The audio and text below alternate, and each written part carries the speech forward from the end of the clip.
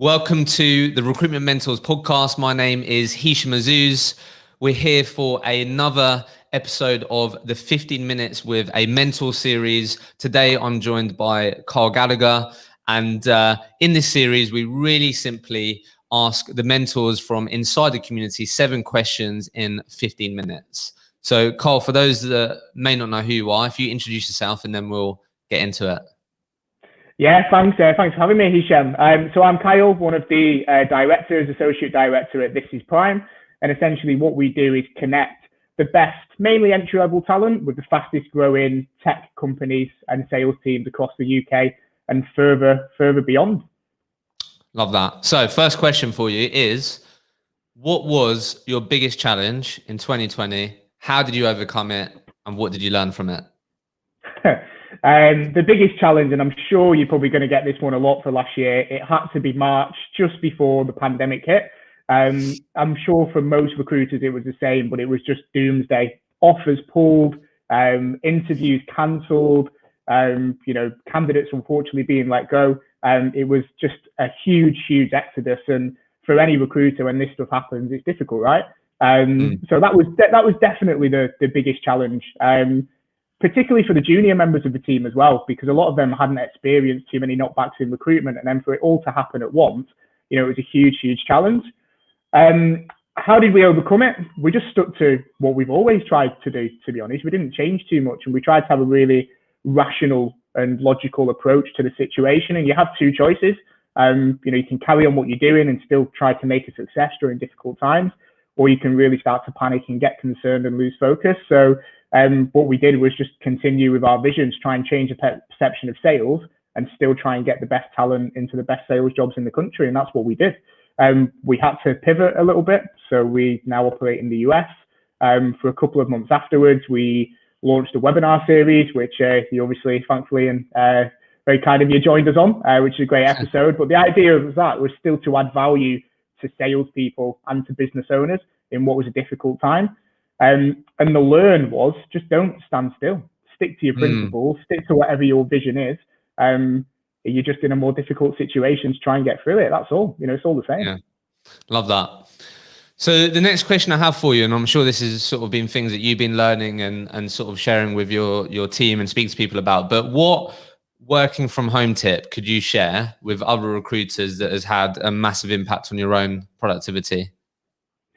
That's a really good one. I've probably got a few actually. So one I've used recently, I've been wearing jeans. That sounds so simple. But I've been putting jeans on. So I've got jeans on right now. I've been trying to dress only a little bit smarter, still very casual. And it just really helps with your mindset because you feel like you're getting ready for something.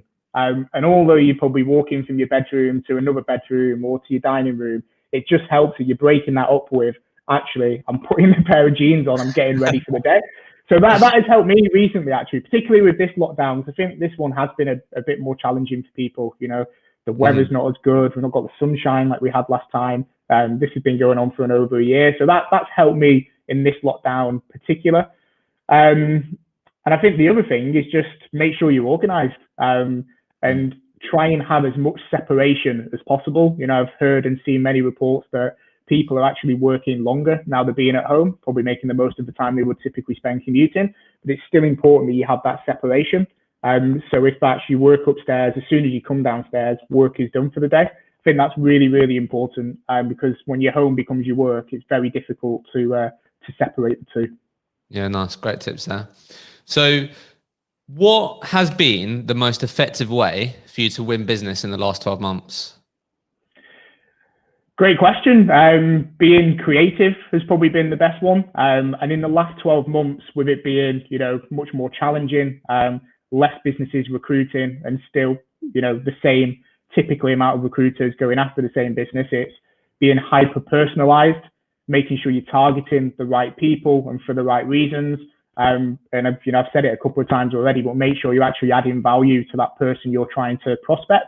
So that's probably been my main tips really. So the biggest success I had was probably back in June, July time, with just sending a really personalized video to a recruitment manager at a big cybersecurity business. At the time, that was the only video of its type they had received. They were looking to hire, a big team of SDRs in the UK and in the USA. And I think what really worked well there was just the personalization. It stood out and it was different. So that's been the most effective for me, really. Just doing whatever you can do to stand out from the crowd, I think, is more important now than it's probably ever been before. Yeah, I love that. Just being open-minded, isn't it, to try different things? And yeah, I love that. So what habit or hobby did you start in 2020 that you're going to continue in 2021? Wow. Probably doing videos was definitely one. That was a work habit. And I think the key with that is consistency. You can do one video, doesn't work, it's easy to give it up. But just set yourself a target of however many you want to do on a weekly basis, I think is key, and doing it over a long period of time. The hobby has probably been running. So we actually set up a work running club in the first lockdown and managed to get my 5K time from probably 29 minutes to just under 23, which was... I think I've heard like that's just made you all hate Neil more, this running club, because he's just constantly pounding the pavement, mate. He is massively, but it was really funny though. We were trying to get as many people involved in the group as possible. And one of the guys in London, his girlfriend was added to the group. And the first run she posted, I think it was a half marathon in just under 2 hours or 2 hours. Wow. So that beat Neil's time. So the next day, guess who did a half marathon? And did it in a better time. But it was good. It had that camaraderie. So that for me is, going to be one. My aim is to do a marathon this year. Nice, off the back of that. So yeah, we'll see. So I want to know, Carl, like which do you think is better, the first coffee in the morning or the first pint post work on a Friday? Definitely the first pint. Definitely the first pint. I've tried to cut down on coffee a bit. I'm not sure about you, but I think if you have too much during the day, then I think you can end up crashing and burning a little bit earlier. Whereas that first pint, you're done for the day then, so you can properly enjoy it. Nice. Right. So this one's slightly different. I just want to give you a scenario and just interested to hear how you would approach it. So the scenario is a particular business you've had on your target client list for over a year, long period of time. During that time, you've had a number of touch points with different people in that business. They might have engaged with some of your content. You might send them a video over email.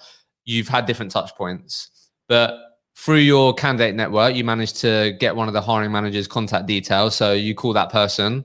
They pick up. They say, hello, who is this? And interested to hear how you'd approach that. Yeah, relevant question, actually. So one of the businesses we bought on, I actually did a LinkedIn post about it yesterday. So the business that we recently have been working, we worked with them a couple of years ago. We placed an SDR there 18 months ago, and they've now progressed into a management role and are now recruiting for their team and working with us to do so. And that client was brought on in exactly the scenario that you just mentioned, exactly the same way. So the way I would approach it, I would just go in, look, I've been passed your details by this person. Now, the key here is, and I've mentioned this in my previous video, is this only works if the person that you've been recommended into by, you've delivered an amazing experience for previously. So this only is effective when you do that. But the way I would approach it is just go, look, person X has recommended we get in touch. And I would talk about their journey and their experience. The reason I believe they wanted to put me in touch with you was based on the experience that they had. We were able to do this for them, and look how well they're doing now in your business. Why don't we have a chat about how we can support your sales team? How's that going for you right now? So that's probably how I would approach that call, but it only works if you deliver great experiences for people all the time. If not, then obviously it could backfire a little bit. Yeah, no, I like that. Brilliant. So final question is, I want you to imagine that I'm a recruiter or recruiters listening to this and they've set their goals for 2021. They're feeling motivated. They are completely convinced they're going to have a better year this year than they are 2020. And I just want to sort of hear what your advice would be to me and the recruiters listening that you think would give us the best possible chance of achieving the goals that we've set this year. Yeah, I think the first bit of advice I would give, probably taking it right back to the beginning, is make sure you probably revisit and just check your goals. One, that they're realistic, but I think the key thing is make sure you really want them. A goal is only as powerful as how much you really want to achieve it. If you set a goal that you're not that bothered to achieve, the the how you're going to do it doesn't really matter, doesn't really help. But once you have, done that, make sure your goals are realistic, you can measure them, you really want to achieve them, then you need to start working on that how you're going to make that a reality. And the key thing is just breaking it down. Like, it's really, really simple. A 12-month goal, you can lose focus, you can get a bit disillusioned. But if you break that 12-month goal down into, well, actually, every single month I just need to do this, or even better, every single week I need to do this, it's much more manageable, and I think you're much more likely to achieve it. But yeah, I think the key part of that question is the first bit. I think the goals have to be strong enough. You have to really want them.